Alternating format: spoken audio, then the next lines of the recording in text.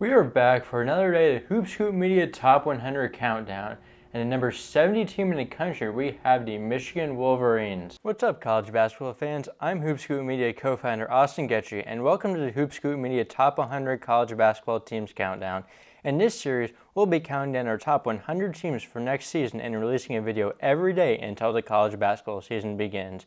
If you enjoy this content, please subscribe to our YouTube channel and give our social medias a follow. Simple things like that help more college basketball fans like you enjoy our content. With that being said, enjoy the rest of the video and 99 other videos in this series. After Juwan Howard got off to a great start in his first 2 years at Michigan, things have been going downhill. The 2021-22 season was a disappointing season, but Michigan redeemed themselves by gaining the Sweet 16 as an 11 seed. However, last year they weren't even able to get into the tournament despite the level of talent on their roster. However, it is important to note that Howard's struggles haven't necessarily been all to his own fault, as the Wolverines would have had Terrence Shannon Jr. last year and would have had Caleb Love this upcoming season if not for a very strict admissions department. Even though Michigan wasn't that good last year, they still have lots of talent. The main headline player was Hunter Dickinson, who this offseason was one of, if not the most high-profile player to ever enter the transfer portal, and he committed to Kansas. The Wolverines also had a pair of players selected early in the NBA draft, as freshman Jet Howard was drafted at number 11, as sophomore Kobe Buffkin was drafted at number 15. The other rotation player lost is Joey Baker, who exhausted his eligibility. With those players leaving, someone has to step up, and there's a good chance that someone is Doug McDaniel.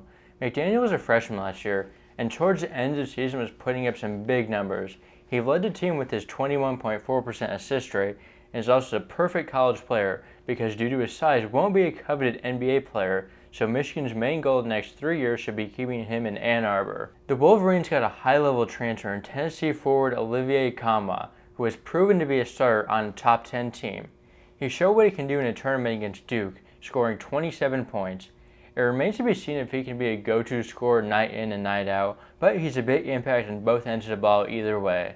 Another transfer Howard got is Alabama guard Amari Burnett. Although he wasn't super efficient last year, he's known as a three-point shooter and could be more efficient in a larger role. Michigan has some breakout potential in big man Terrace Reed Jr., where he was a high-level rebounder and rim protector in his limited minutes last year, but will need to stay out of foul trouble if he's playing a large role this year. Another forward coming back is Terrence Williams II, who started most games last season. He wasn't that efficient, but was a solid rebounder and could be in line for a decent role this season too. The last transfer Michigan got is Seton Hall forward Trey Jackson. He didn't have that great of a season last year, but is a decently skilled forward who can shoot the ball from three-point range and also get to the rim. Michigan also brings back Jalen Llewellyn, who medically redshirted last year after an early injury. He had a rough season prior to injury, but was one of the best players in the Ivy League for a few years and could get back to that level with a full season of games. Michigan also returned some bench pieces from last season. Will Shutter is a backup forward who didn't see a ton of minutes consistently, but was starting games down the stretch. Yusuf Kayat is an international prospect who didn't see much playing time, but played for the Lebanese national team this summer. Jace Howard, one of Juwan's sons, also returns. The Wolverines also bring in a two-person freshman class. George Washington III, no relation to our first president, is a guard that has good shooting and scoring abilities. They also recently added Argentinian big man Lee Elia, who was impressive at the U19 World Cup this summer, including a 31-point, 20-rebound performance against Canada. Overall, I'm not loving this Michigan team. They obviously weren't that good last year with all the talent they had, and there's significantly less talent here, despite there still being some good players. I am sitting 12th in the Big Ten, but they definitely are a team that has a wide range of outcomes with the conference very tight.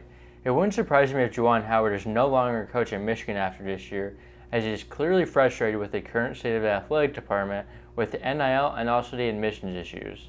Michigan fans, comment below your thoughts and where you'd have the Wolverines ranked this upcoming season.